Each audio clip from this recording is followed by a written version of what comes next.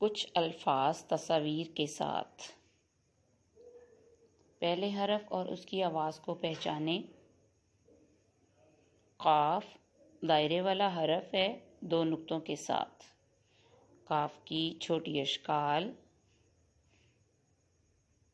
2 मुख्तलिफ छोटी अशकाल हैं। काफिला, कुरान पाक, कायदे आज़म, कलम। इन सब में काफ की छोटी अशकाल की पहचान करें और काफ की आवाज़। काफ से कमीज़, काफ से कैंची। आइए सफ़ा नंबर 10 की लाइन नंबर 3 पढ़ते हैं। काफ कलम, काफ कमीज़, काफ कैंची। काफ की ये 2 छोटी अशकाल